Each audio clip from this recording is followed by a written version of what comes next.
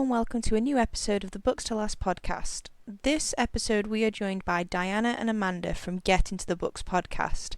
It's a very different episode, very different list to what we usually have, but I'm really excited to share it with you. There's a lot of really excellent books on this list, and I found our whole sort of discussion just really fascinating and interesting, and I really hope you enjoy.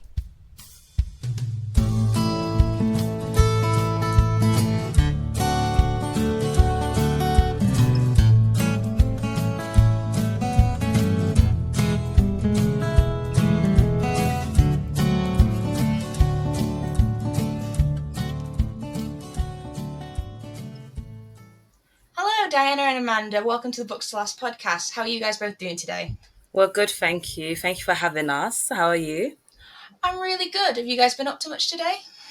Not really. Not much. Yeah. Not for me. I was just literally running a few errands. That's mainly it. What about you? Not a lot. I think I tend to use Saturdays to just try and relax, but I was trying to get ahead of some uni work today just to try and get prepared. But apart from that, pretty chilled day. Are you guys reading anything interesting at the moment? Anything you're really enjoying or not? So at the moment, we're actually reading a book for our podcast. So it's by these three girls they actually have their own podcast as well. It's called Keep the Receipt. So yeah, that's what we're reading at the moment. Well, we're basically done. Reading. Yeah, we're done. So we're looking to review that soon for our podcast. So keep a lookout for that. And in terms of our own books, are you reading anything? No, not at the moment. Go on. I was going to say, I'm reading a sequel from a book that I've read before, but I don't want to say too much because I might let out something else. So yeah, just a sequel from another book so far. Yeah. Sounds intriguing. I'll definitely have to keep my eyes peeled for your upcoming reviews and stuff. Well, that's really great. I am reading multiple books at the moment, but I was doing quite well with them, but I haven't read for a couple of days because I've been busy. So hopefully I can get back into a few of them. Oh, really? What books are you reading? Oh, so I'm reading the Decameron, which is a sort of 1600s collection of stories set when the plague was circulating around Italy. Oh, wow. So I bought it last year because I basically heard about it, and it's about these 10 young people who fled the city to the countryside to basically escape the plague. Felt kind of pertinent at the time. And then when I actually got it, and they pass the time by telling stories, but when I actually got it, I didn't really feel like I was ready to read it because it kind of felt like a bit too close to home. Yeah. So I didn't read it, but I've started reading it now, and then I've got a buddy sci-fi read, Skyward, with a friend of mine, and a middle grade novel that I've been meaning to get to for ages, which is Sandhya and Menon, who does just great romance. It's not middle grade, it's YA. The other stuff is middle grade, I think. How do you keep on reading so much books at a time? I was literally going to ask that. Yeah. How do you multitask? So I usually never read multiple books because it's the one surefire way to get myself into a reading slump. But I have been trying to read more audiobooks. Yeah. Okay. So I've got paperback copies of the Decameron and Skyward, but I've also got the audiobook so I can listen to them when I'm walking the dog. And then the YA book, which I think I thought it was middle grade because before I started reading it, I did, and then I read it, and there's quite a bit of swearing in it that made me think, maybe it's probably not middle grade. So I've been trying to, I kind of read them at different times of the day because I find I don't really have the Decameron's interesting, but it's not an any time of the day kind of read. So you have to actually sit down and be focused on it. Yeah, because I think it's translated from the original Italian, and my audiobook version isn't the same as my paperback version, and which it's fun because I can actually still keep track of where I am because of sort of key words, but for the most part it's completely different. And the stories are all weird. Like they all seem to be about women having affairs, wow. or men getting tricked about things, which is really just odd. There's a lot of there's a lot of, considering they supposedly escaped the city to escape all of the sin. They really like trading stories about all the things that they're not supposed to do, which is kind of, most of them are quite funny though. The stories are quite amusing. They've got a theme for each of the days, so yeah, it's interesting. There's like a sort of moral to all of them as well, because they're trying to sort of like parables and that sort of thing. Okay. I need to do a bit of research, because I think I want to know whether he actually invented all of these stories or whether they are existing stories that he collected. Stories. Yeah. It's probably a mixture of both. Yeah. But it's an interesting one. But I'm trying to juggle them all, and I feel like I'm eventually going to slip into just reading one at a time until they're all gone. I find it really, because someone actually told me in school, you know how in school that we were able to like study multiple subjects. Yeah. So just think about it. If you want to read multiple books, just think of it that way. Yeah. That makes sense. But but I just find it difficult to like read more than one book at a time. Or if I do read more than one, it would have to be like short, quick books. Yeah, I think the way I've tried to go about it is as like distinctly different genres, so they don't get mixed up in my head. Because I read a lot of fantasy, usually. So I read a lot of sort of the same kind of genres. But if I tried to read a bunch of books in the same one, I'd get them mixed up, I think. So I've tried to go for very different, and then I've also got a mix of sort of audiobooks, physical books, and ebooks. So which one do you prefer? Of all of them. It's quite difficult, because I used to prefer physical books like every time, but I've noticed for certain kinds of books I can read them easier in different formats. So non-fiction books, for instance, I find them much easier to digest through audiobook form, because they're kind of like a short mini series of podcasts. And a lot of the time the author narrates them, which I find really, really useful. Like I listen to a lot of business books and productivity books and stuff, and they usually narrate them themselves. And it kind of adds a bit more to it. And like fluffy romance or really light reads, I find them easier on the Kindle, because they just go really quickly, and I can take them if I'm going on a break for a bit. I can just take them and not have to take a stack of books. But yes, and big books I find easier on audiobooks as well, because if it's got like 1,000 pages, I immediately get really overwhelmed if I have to look at it in person. That will make sense. Do you ever look at like the width of the book and just think, how am I going to complete this in this specific time? Because it can get so difficult. Yeah, I recently kind of like had a look at the longest books on my TBR through Goodreads, and I saw how long like Les Mis was, and it's on there, and I've got a copy of it. And I was like, I do need to read it, but I think I'm gonna have to go through an audiobook. So I looked at the audiobook, and one of them was like 35 hours of audio. And then there was a 6-hour BBC drama adaptation of it. So I was like, I think I'm gonna go for the 6-hour BBC drama. It makes sense. It definitely makes sense. I definitely need to get into like audiobooks more often. I just find it, I'm still used to like holding a book. I think the downside for non-fiction in audio is I like to take notes and highlight. So when I hear something really good, I've got no way of like, especially if I'm walking the dog, I can't write it down. Exactly. So that's the only down point of that. So I have to sort of come back to it. I try and get physical copies as well with my audiobooks, so that I can do that. There's a really great one that I listen to audio, but I've got the hardback copy for sort of notes and stuff, called F Being Humble, The Art of Self-Promotion and that sort of thing, and that's a really, really good book. So I like having... Who's that by? Both.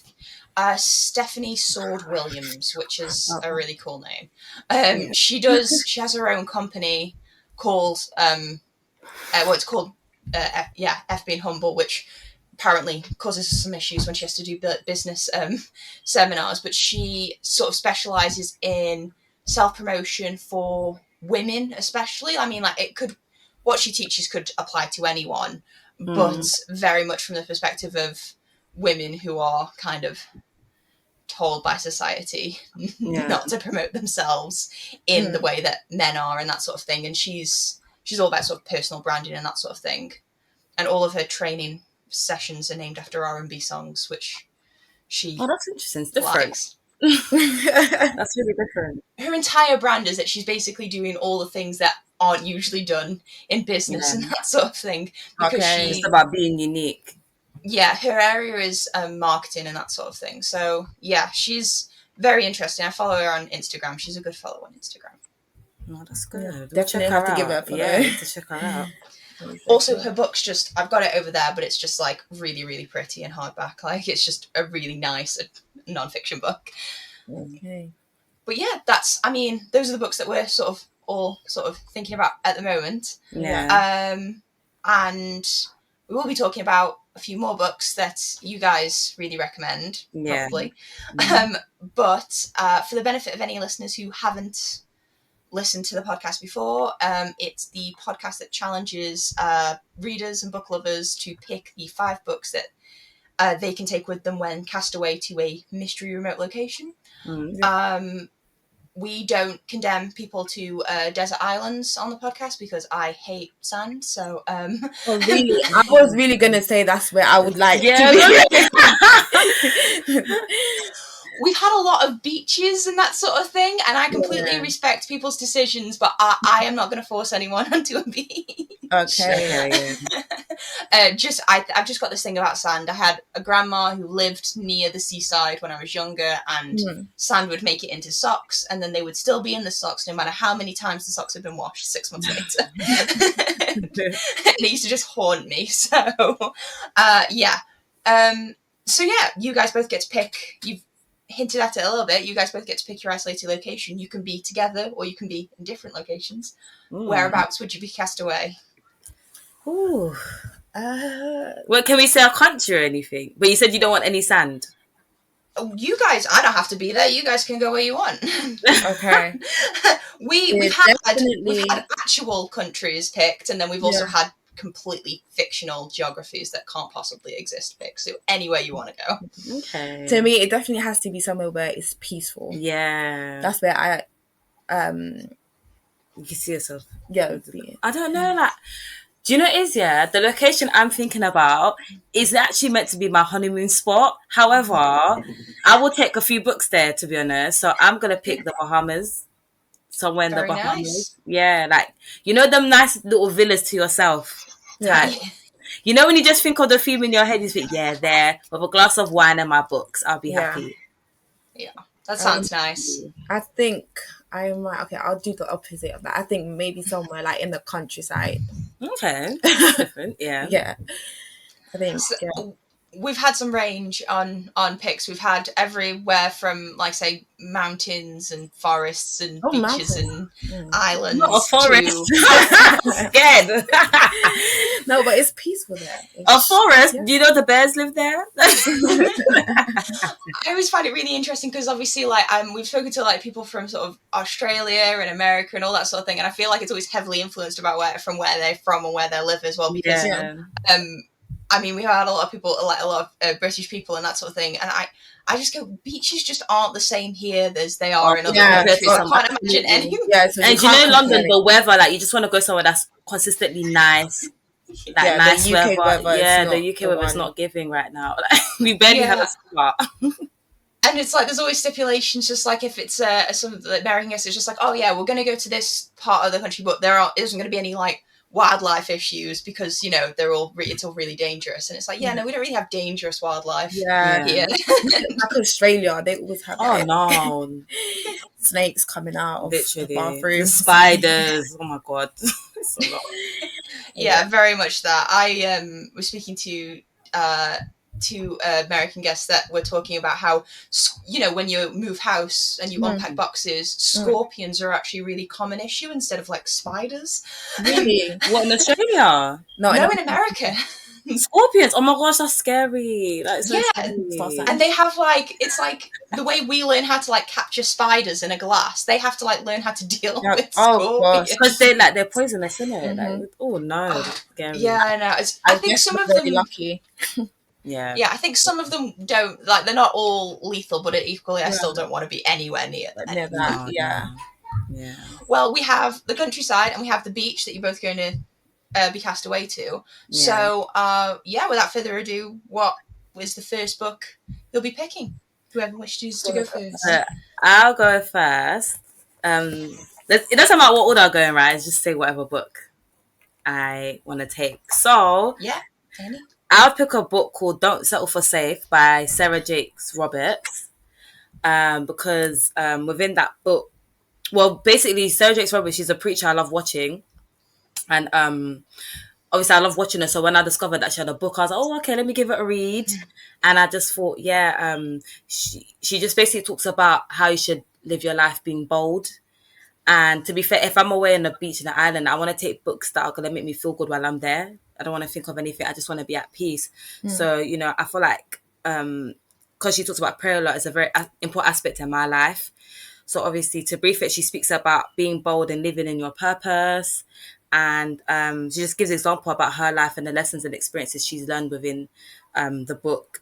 And yeah, it's just a very inspiring book. So yeah, I will take it with me. So what about you? Probably give you a lot to think about on the beach as well, because it's a good place to reflect on that sort of thing. Yeah. Well, for me, the first book would be The Power of Positive Thinking by Norman Vincent. So the reason why I would choose this book, because, well, at the time when I was reading the book, I found it really helpful, because it gives like a religion point of view of like situations in life. And I feel like even though it's called positive thinking, you would think that it's got to do more of like logical thinking, but like the book is consistently talking about like the Bible. So I'm a Christian, so it's something that I hold dearly to my heart. So the author like focuses more on prayer and including God in everything that you do in every aspects in life. So yeah, that would definitely be like my number one book that I would take with me. Interesting. They're both, both sort of similar, but also not similar.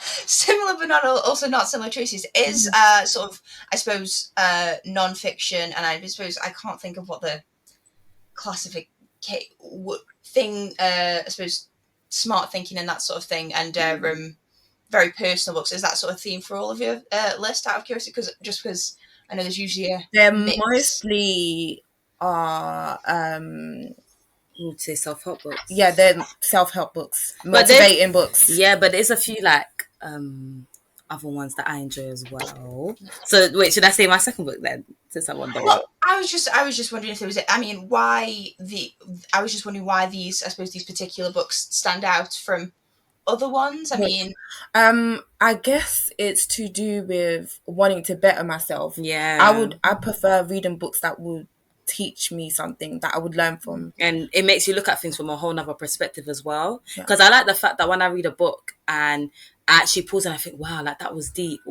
and I actually put it into practice in my own life as well. It's just the little things. And then when I see it having a positive impact in my life, I just think, oh, that book, it holds a special place in my heart because I actually followed something from it and I learned from it. And I feel like you can take a lot from reading, especially when it's to do with self-help books and especially when it's to do with bettering yourself. So yeah, definitely. I feel like we have read quite a few self-help books. I did say that we might have to switch it up a bit and start reading other genres as well. Because, well, I definitely agree. I really enjoy. I enjoy the genre of self-help as well, and I find because I kind of read it across genres from everything from that to sort of all through different fiction and that sort of thing. And sort of in the same way, fiction's a bit.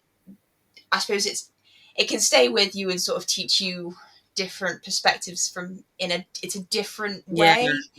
But I like self-help books and non-fiction that's, I suppose, actionable. Like I don't, even though I find it interesting when I'm sort of left with a different thought and that sort of thing, I like ones that kind of they have a sort of an immediate, well, not necessarily immediate, but they have like a long-term impact on the way I think and see things. Absolutely.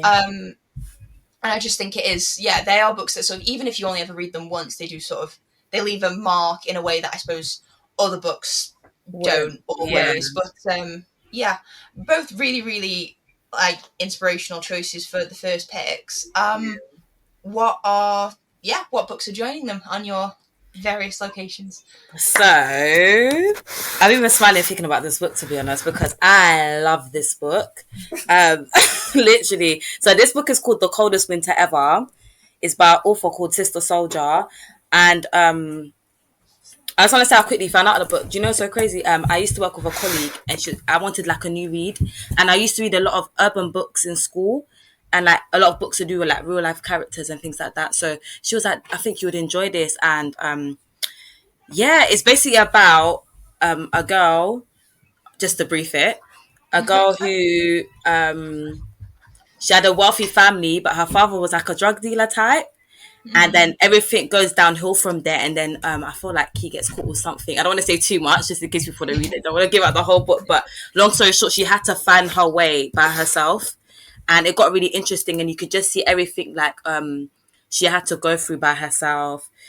And yeah, it was just really interesting to like read. And every time like I read that book, I could see it like, you know, when you read a book and you just imagine it literally in your head, you even imagine what the character would look like when they describe the character. And everything about the book I loved, from the slang to even the explicit parts of the book. It just felt so real as much as it was fiction. Yeah, so I feel like it's such a good read and I would recommend it to someone as well. So that would be the book that would definitely be joining me, because if they made a movie about it, I'm definitely watching it as well. I mean, it sounds like the making of probably a really good Netflix original series. Yeah.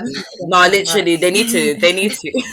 I love it. Well, either with Netflix, will have to get to it before I suppose Disney do, because they seem to be buying up like all the rights to all the adaptations to everything. But it's interesting. I always find, I mean, even I suppose fiction that feels like it could be non-fiction. I mean, I'm assuming it's not based on a true story. Real is it a true story, or is it no? No. Based on it. It's fabricated. Yeah, but it's really good. I'm impressed. I love it. So that's the book I'll definitely be taking with me. Very, very high praise. And what would be the second book on your list? Mine. Okay, so mine is like, everyone knows this book, The Alchemist. Oh yeah, it's very popular. Yeah, I mentioned it on the on our podcast. So that was like the first book, because I've not always been a reader. So apart from reading in school, I never used to go to the library and pick up a book and read. I would usually be like on the computer or like watching my favorite program. Reading for school's enough to ruin it for anyone. So I just recently picked up a habit of reading. So I would say 2015 is when I decided, to start reading. And that was the book that I picked up, The Alchemist. And that has literally been a life-changing book in my life. So I'm sure everyone knows the story. It's about the shepherd who leaves his land to go and pursue his dream. And the story is just very inspiring. The fact that he had like a ton of vision of like where he needed to go to the pyramid. And to me, it's something that I've implied into my life. Like no matter what goes on, I still have to chase my dream. Yeah. And also to know that along the way of me pursuing my dreams, there's going to be obstacles, which in the book, he had a lot of obstacles along the way. And eventually he did end up going and finding the pyramid. So yeah, that would definitely be my second choice. Mm-hmm. It's one of those books. Okay, so it's one of those books that I know I should have read. Because I've got a million of them. Books I know I should have read but haven't had a chance to yet. Okay. It's one that I've seen listed on. I mean, every time you see one of those lists, 100 books you should read before you die. It's almost always on there. I'm with you, because I'm not going to lie to you. I haven't read it myself, and there's like, I'm going to get to it, but I don't know. I'm going to read it now, though. Like, I feel like it's due to be a next book I purchase as well, because I've heard so much good feedback about it. So you're not alone with that one. Yeah. The thing is, I've never heard it sold to me like that, I suppose, because the thing is, with the lists of like 100 books, they're kind of very much, they're all, some of them seem very similar to each other in sort of, I suppose, content. Yeah. And it's not until you meet someone like yourself who's had a very sort of strong connection with the book that it kind of sets it apart from the rest of them, because it, you know, books mean different things to different people. But I'm never, I find it very hard to convince myself to read a book because I should, quote unquote. It's kind of, it's almost, sometimes it's enough of a reason, but a lot of the time it's not, because I just feel like life's too short and there's a lot of books out there that a lot of people sort of recommend and that sort of, but I've never had, I suppose, that perspective. And I think sort of the mantra of following your dreams no matter what, and that single-minded focus on a goal is something I could definitely relate to, just because if you don't have an end goal in mind, it's really, really hard to motivate yourself to do anything. Absolutely. Agree. And I mean, I think this is the thing I love most about the podcast, is just because I get to talk about and introduce to books that I've either never heard of or maybe I have heard of. It's just the book, every list comes out completely different. It's really, really interesting. Yeah. So, I mean, I'm excited. What are the third books that you're taking with you? The third book I'm taking with me is called Manifest Now by Idil Ahmed. This book, how did I even get into it? Do you know, when I'm doing my own research with books, because I like a lot of self-help books, I just think what's different and what's new. But I came across this book, that Manifest Now, the title alone, I just thought, okay, what could this be about? But I remember getting this book, you know, the period where we had to quarantine, so no one was working. And I just thought during that time, I just want to reflect on myself and just be productive as much as I can, just to keep my mental state at a good pace as well. Because it was a lot during that year and everyone experienced different things as well. Yeah. So I felt like it was very important for me to have just like a peaceful mind at the time, considering I'm not working and there's a lot happening around me. So I purchased the book and I loved it. I felt like it's the book that it made me look at things on different perspectives. So she basically says, like, it basically focuses on your spiritual and mental and physical well-being. And what I liked about the book is that she talked about different things that can benefit you, and basically just how manifesting what you want can actually become your reality. And I believe that your tongue is very strong. Like what you say, you can speak it into existence. And even like her positive affirmation even helps me. So like, even if I'm about to go into work, I make sure I say something positive to start my day, just so that it keeps me going. So if I'm on a beach and, you know, I have like time to myself and I just want to relax, I feel like that's just a great way of soothing me out. And I feel like sounds like a book I definitely could have done with last year. I ended up working all the way through it because I'm very fortunate, and I'm aware that I'm fortunate to have been able to sort of do my job from home. Yeah. But at the same time, because of everything that was going on and that sort of thing, and just the one thing after another kind of nature of last year, I found myself kind of just retreating to a place of, I was basically doing the bare minimum to keep going, essentially. And I ended up not reading at all, which I was quite surprised at, because if somebody had asked me, if somebody had asked me how I would have spent 10 months in lockdown, not being able to sort of leave the house, I would have been like, I definitely would have read. But it's like, it was really difficult. Oh, wow. I felt like that was like, I wouldn't even say I was thinking about reading at the time, but because I had so much time, I was thinking, well, I don't have the time to read, let me just take advantage. And because I wanted a new book as well, I just thought, let me get this now. And it would just happen to be perfect, considering what we were going through as well. It was just a perfect read for me. So, I really enjoyed it. So that's a book I'm definitely taking with me. I think thinking a positive thought or starting your day with positivity is a good thing that everyone should take into their lives, just because, every day's a new day.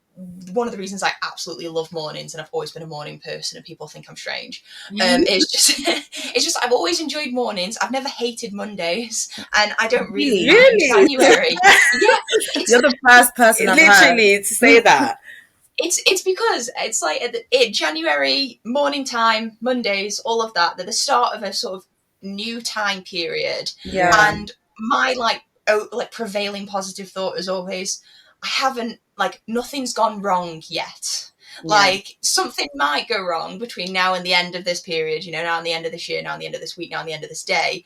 But here and now, it's full of possibilities. It could turn out to be the best day, week, year ever at the moment. Same with the beginning of the month. And I just really like the fresh start. It's kind of like turning over onto a fresh page of a notebook, like every single time. And I just try and think that when if I'm on the train on the way into work or that sort of thing, it's just like, it's a new start. It's this, whatever it is what I make of it now. And it's so much more motivating than, oh God, Monday again. To be optimistic about things. I like the fact that you said it in that perspective as well, because usually when people think of turning over a new leaf or anything, you just think maybe next month. But it's true, like Monday is the start of the week. I like the way you worded it as well by saying that you never know what's going to happen by the end of the day, but it's full of possibilities, like you said. So now that you said it, like, maybe look at it from another perspective. I was like, maybe I was literally thinking about the drama. Was it a book or was it a movie? I Hate Mondays. Why I Hate Mondays. Yeah. Was it Why I Hate Mondays? Maybe it's a book. Was it a book? Maybe. It's a movie. It sounds familiar though. No, was it not a true story? I think it was based on a true story. I'm not too sure. Possibly. I think it's an interesting, people have a lot of, I suppose, people have their own personal reasons and negative connotations for the start of a new week and that sort of thing. But yeah, it's only in recent years that I've maybe come around to that sort of way of thinking. But when I get sort of anxious about things and that sort of thing, it's like, I've not messed up yet. This is a new start, so it's fine. Yeah, even if the mistake is mine, it's not happened yet. So, really great. I mean, so sorry, quick tangent, but what's the so the third book for me would be The Monk Who Sold His Ferrari, and that is by Robin Sharma. This book is another self-help book. I'm sorry, I'm just constantly reading self-help books. I really like that title. It's really intriguing. Yeah, that's what exactly, because you think a monk, Ferrari. How do the two even correlate? So yeah, the book is about a successful lawyer. So he literally had everything, all the cars, a house, and he was just unhappy within himself. So he ended up selling all his. I'm trying to remember. Oh, so yeah, he transformed his life and by selling everything that he had in order to seek peace in his life. Because even though he had everything, he still didn't find happiness within. So he ended up traveling and selling everything just to find peace. And so that would be my third book. Yeah, I think that's a fact. I mean, I don't know anyone who hasn't had the fantasy of just sort of going, okay, I'm just gonna shun everything, get rid of everything, just have a brand new start. I mean, it's definitely an appealing idea, but I'd be interested to follow him on that journey, because especially if it's very easy, I suppose, to think of that when you maybe come from a disadvantaged sort of position, but when you've come from a position where you've got, I suppose, everything, it's really difficult to admit to yourself that you're still unhappy and actually give it all up, because that's a lot of security. I don't come from an affluent background, and the idea of purposely giving up that much it just shows you how unhappy he must have been. Yeah, he had everything. It would definitely be an interesting journey to follow and just see, I suppose, how he got there and then where he ended up in the end. That's and a really intriguing title. I like it. Sort of really grabs your attention. Well, I mean, more inspirational talk. I feel like this is going to be just a really great list for anyone who wants to sort of broaden their mind and get some new perspectives on things. And it's unique in all the lists that we've had on the podcast, which is really great, because we don't tend to get a lot of non-fiction. Really? Which I would have been more popular, because nowadays a lot of people just read a lot of. Yeah, definitely. I think part of it is probably my own biases, because even though I do like non-fiction, I don't talk about it a lot.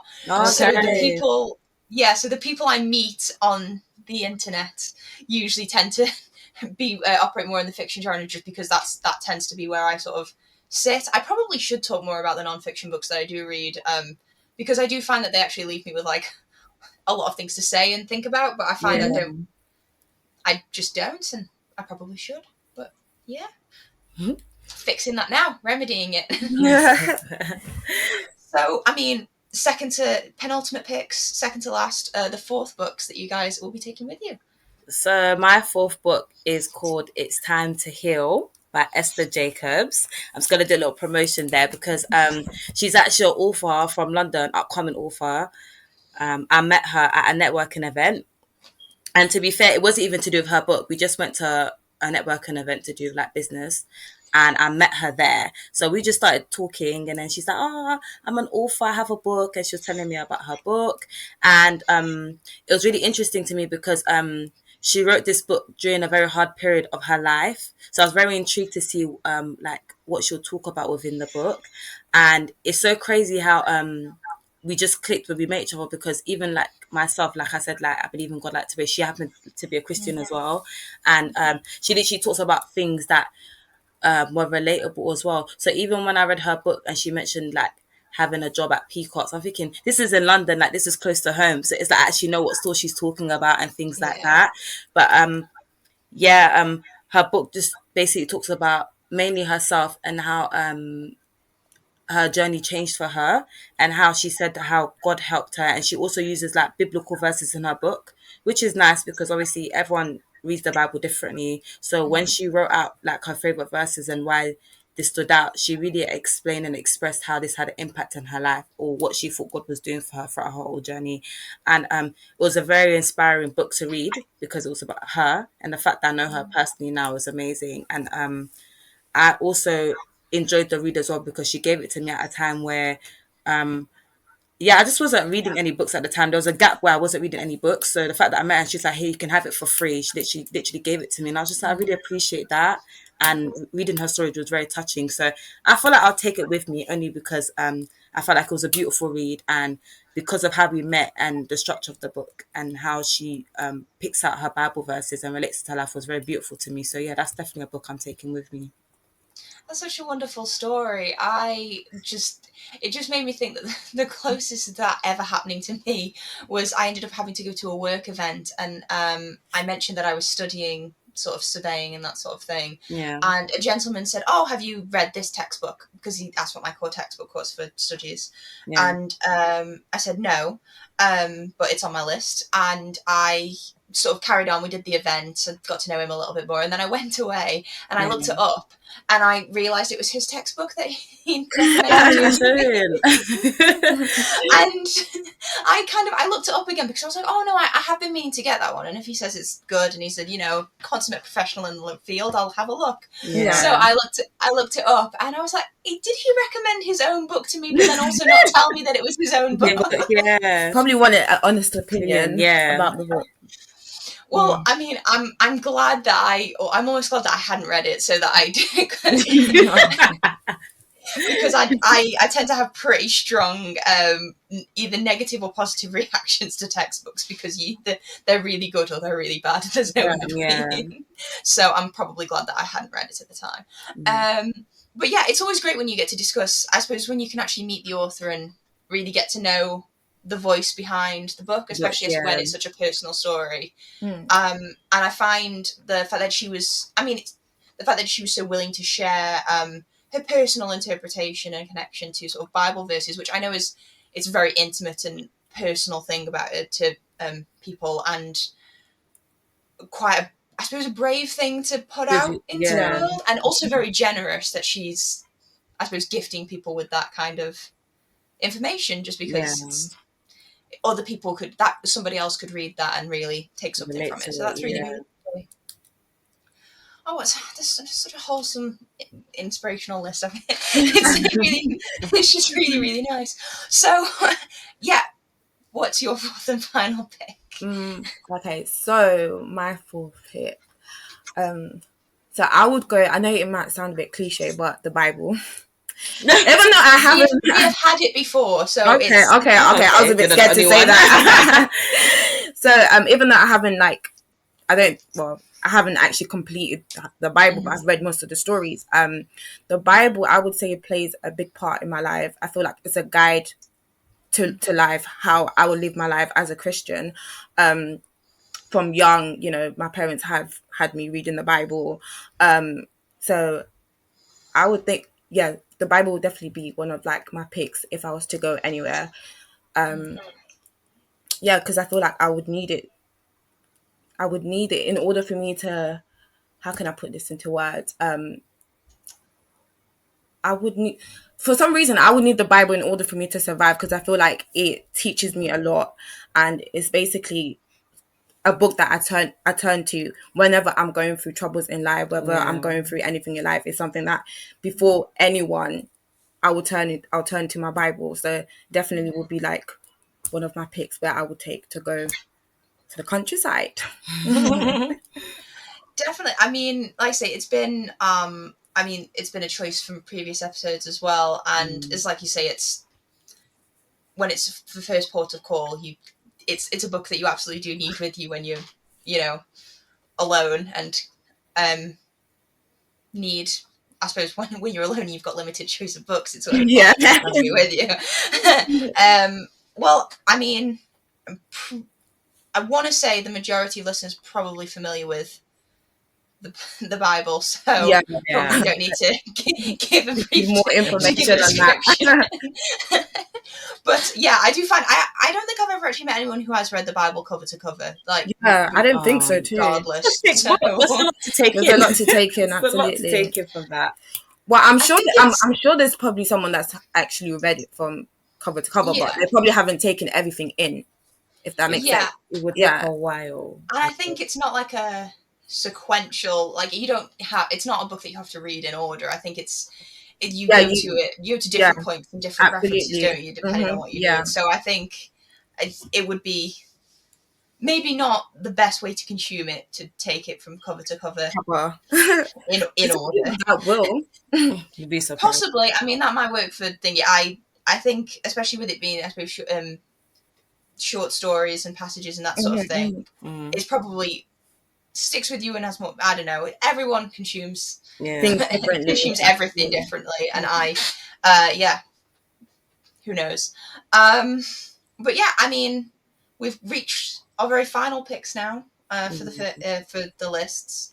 So yeah, what's the fifth and final choices on your list? So last but not least for me, I will be taking The Power of Now by, I don't know if I'm going to say his name right, please forgive me, but I think it's Eckhart Tolle. I'm so sorry, I don't know how to pronounce his name. Okay. But this book was recommended to me actually by an old colleague at work.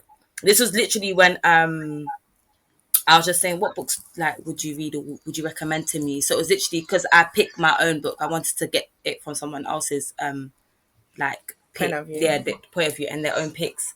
And he recommended The Power of Now. And they would say that the author is like a spiritual teacher to say, but it mainly focused on like the spiritual side of things. And it really does make you it really does change your thinking, and it's helped me look at things from a different perspective. It does talk a lot about time being considered. The title is called The Power of Now. So I was literally always curious to say, what does now mean, or what did they mean by now? So when I was reading it, it just basically showed me why time is valuable and how doing things in the instant moment can change your life. How you look at things in that moment, like even within the next 5 minutes, what you do is very important, and it can be valuable, and you can take in a lot just by being still and just thinking on a spiritual level as well. So yeah, when I read that book, I was really intrigued to see what would be said, and when I did read it, I enjoyed it because it also looked at things from another how would I say, psychological perspective, I would say. And it was just a different and interesting read for me. So I actually quite enjoyed it, because it's not a book that I would pick, but I am glad that it was recommended because I did enjoy it. So that is a book I'm definitely taking with me. Yeah, I like it when a book recommendation sort of takes you by surprise, because I find when you read something purely on somebody else's recommendation with absolutely no prior knowledge to it, you can go any sort of way, but it's always good when it sort of really takes you by surprise, because I find, because I'm quite honed into what my own reading taste is and what I'll enjoy, it's not very often I pick up a book and I don't dislike it, but in that way I'm not often surprised by what I read and that sort of thing, because I kind of know what areas to operate in. So yeah, always good when a recommendation brings you back.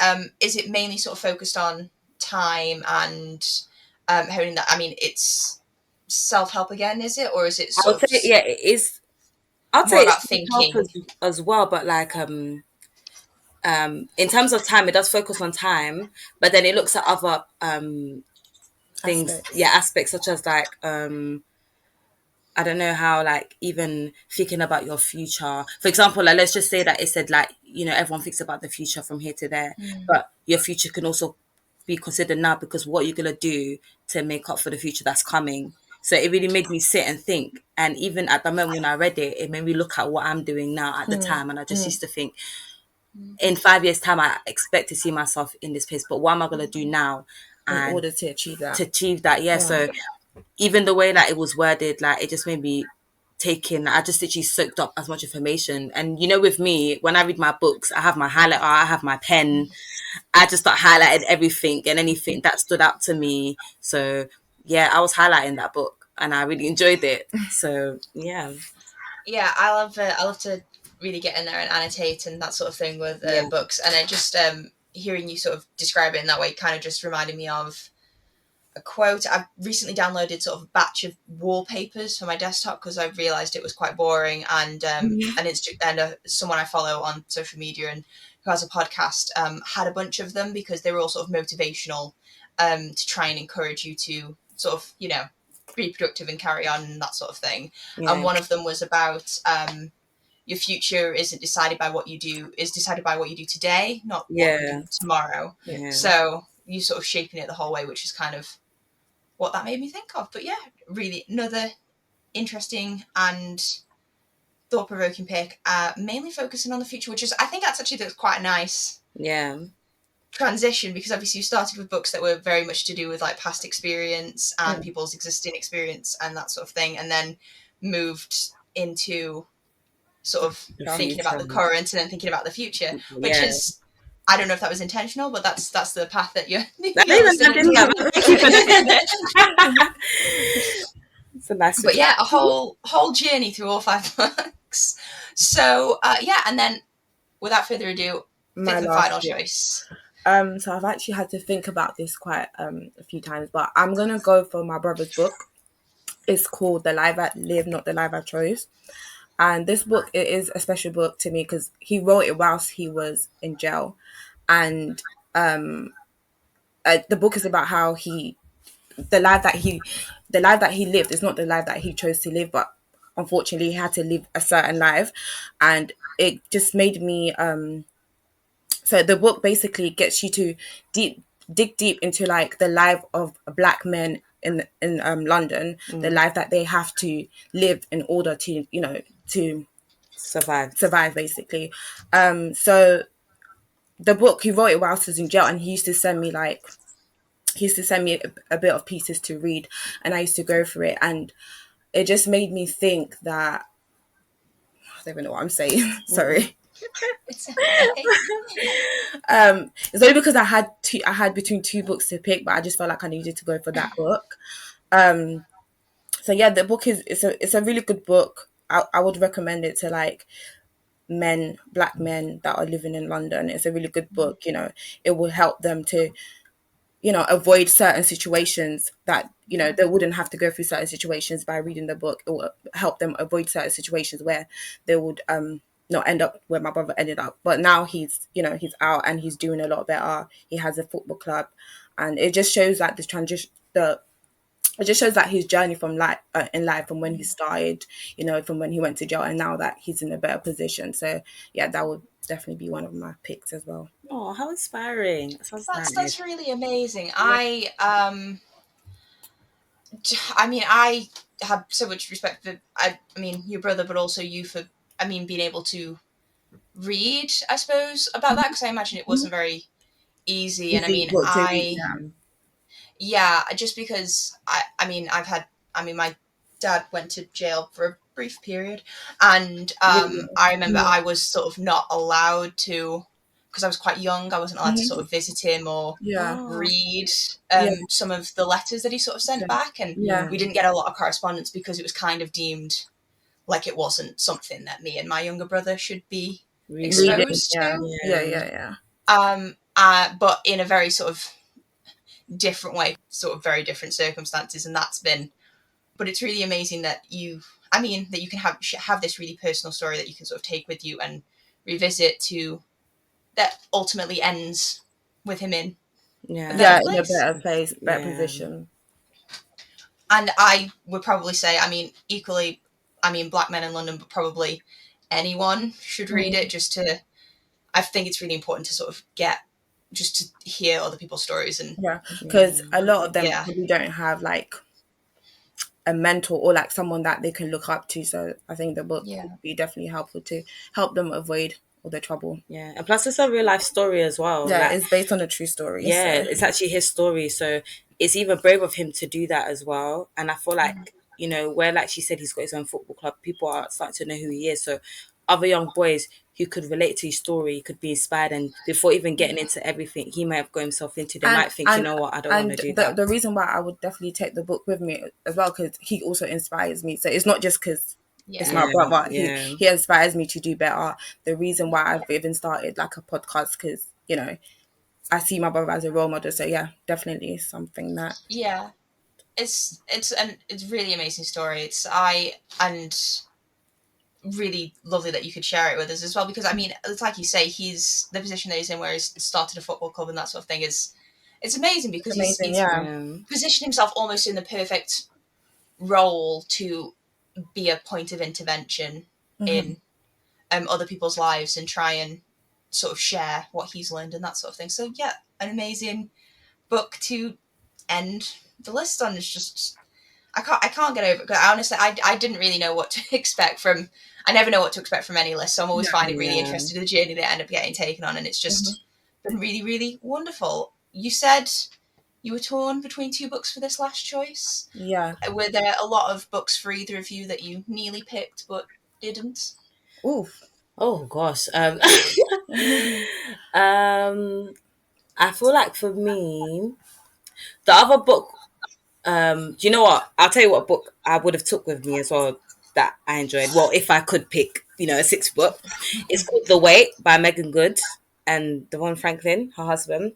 And the reason why I like that book is because obviously with Megan Good, I know her as an actress. A lot of people are familiar with her movies and things like that. So when she talked about her life, because it mainly focuses on like the wait being marriage or sex, or do you know what I mean? Literally the wait for anything. So when she talked about her story, I thought it was really beautiful.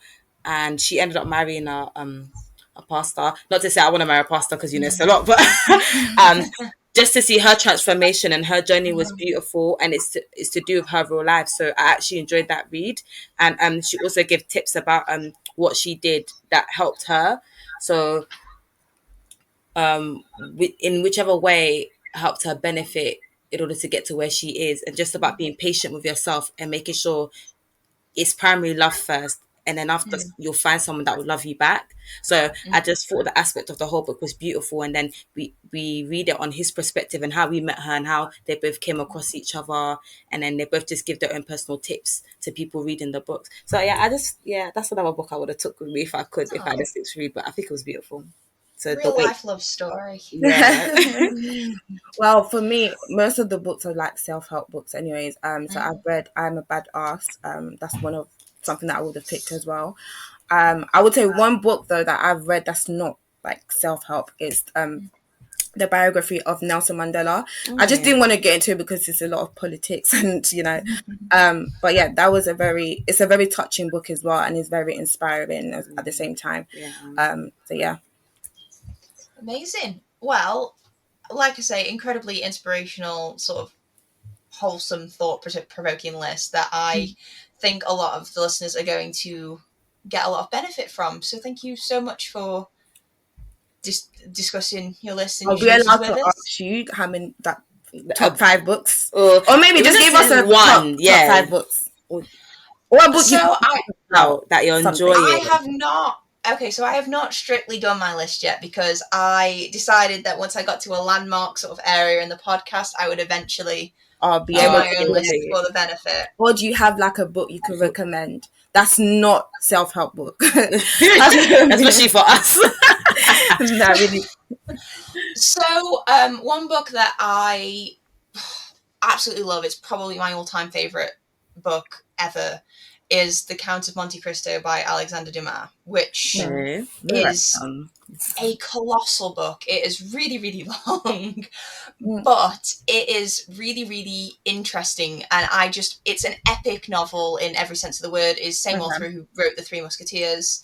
But it's generally considered a story of revenge because it's basically about this man who, he's a very poor man, he's a sailor, and he is framed, essentially. He is wrongfully convicted and sent to prison for crimes that he never committed. And because there are three men who basically, in some way or another, stand to benefit from him taking the blame for it. So he gets sent to prison, and then while he's in prison, he discovers that these three men who were responsible for essentially robbing him of his life. He was about to get married and, move, and he was about to be promoted. And then it all got taken away from him, and he finds out who they are, and he goes through this whole journey while he's in prison of like improving himself. And when he escapes, which is not a spoiler because it happens right at the beginning, when he escapes, he seeks revenge on the three people who did it to him, but it does in a very elaborate scheme that has disguises and ploys and hidden treasure. It's giving me Lupin vibes. It's giving me like a Netflix series. Yeah. The way you worded it is just that sounds like a movie. Like, because even for you, I thought you was gonna say when he did his time and came up, but when you said escape, I was thinking, escape from prison. That's so they've made a movie about it, but I've never watched it because I'm kind of concerned that I don't know how good it is, but I will eventually sort of watch it because it's quite a long movie. Not surprisingly, because it's a long book. The book is long. But I find it really. But I find the whole story is just really fascinating because he is sort of in a similar way single-minded about his revenge and the way he seeks it and that sort of thing. But the people he meets along the way and that sort of thing, he isn't the same sort of ruthless person at the end of it as he is when he starts, because he was actually like a very good man. He never, didn't have a problem with anyone until, his life was taken away from him. And then and I find it very interesting because Alexander Dumas himself is a very interesting character. Well, interesting person from history. Not something I knew when I first read the book, but I found out sort of retrospectively that his father was, I think it was his father, was the son of a French aristocrat nobleman and a freed slave, and his father rose really high in the French military. He was count, and he went through a lot of personal struggles, and there's a book written about him called The Black Count because he had sort of this extraordinary life where he defied all odds for his time period and just made something really sort of amazing of his life. And Alexander Dumas is his son, and he in the same way faced a lot of discrimination, a lot of difficulties. And you can kind of see when you read his books, you can see where he's pulling threads of like his father's life and his own life and that sort of thing into it. And it's just, it kind of gave me a whole new appreciation of the story after the fact, because I had no idea anything about Alexander Dumas before I started reading before I heard about this book about his dad. So yeah, I just think it's a book that I recommend to it because it's like, all-time favorite novel, definitely. That's good. I'm actually going to do some research on that, because even the way you talked about it, like, I was really captured in it. My head's just going, wow, what else is going to happen next? What's going to happen next? But the fact that there's a movie made about that as well, is that I feel like I'm going to have to watch the movie. Yeah, you have to watch the movie. But do you ever get scared when it comes to books where they miss out a lot from the book and they add it in the movie? Because I always think if they make a movie of it, it needs to, it's like Twilight. I never really read Twilight. I only watched all of it. But Yeah. one of the girls that read in my school was like, "Oh, they missed out some beautiful key parts from the book, and they didn't add it to the film." And I was so annoyed about that. So yeah, Yeah, Twilight's a funny. I've got some friends who are very thinking. I've read the Twilight books and I've watched them. They do miss quite a bit out. And I would sort of say objectively the books are better. yeah, But I don't think there is any on-screen adaptation that could really erase all of the problematic content in Twilight. Probably, but yeah, it is an interesting with classic books. I think. I mean, like The Three Musketeers, obviously his other book, has been made into a gazillion adaptations in sort of TV and film. They've made that many different versions of it. In the same way most classics have. I don't think I probably more contemporary reads. I think I have more of I'm more hot on to sort of the screen adaptions because it feels like these books were written in a time when they knew they could become screen adaptions. Yeah. So everything they need is there. Whereas Alexander Dumas was famous and prolific in plays, and he moved into novels later in his career. Yeah.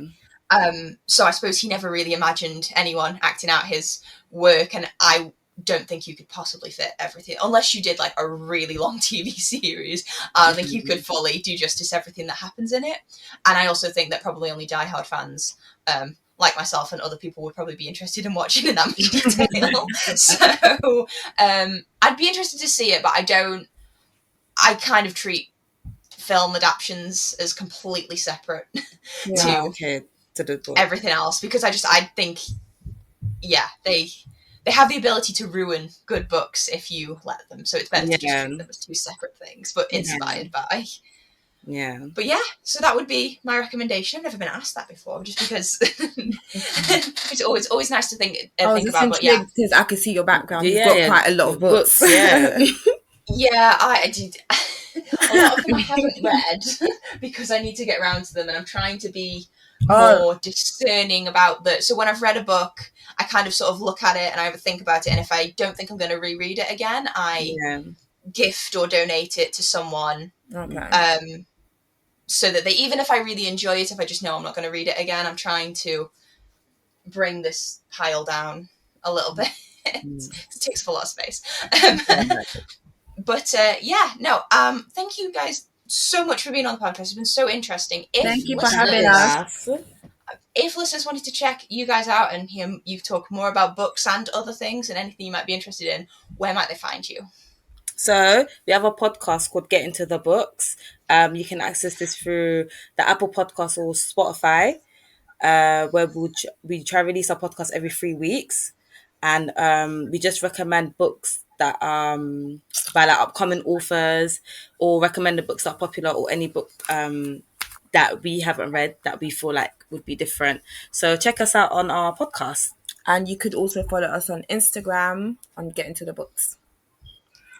Awesome. I definitely recommend listeners go and check you out in those places, just because I have myself and I think you're both awesome. So I definitely recommend everyone go and try to. As always, you can find us at BooksLastPod on Twitter and Instagram, and anywhere podcasts are found, which I'm assuming they must know because they are listening to the podcast, hopefully. But yeah, listeners, thank you for listening. Diana and Amanda, I am really honoured and glad that you gave me your time this evening. Thank you for having us. We really appreciate it. We enjoyed speaking to you as well. Thank you so much. So yeah, until next time, bye for now. Bye. See you later. See ya.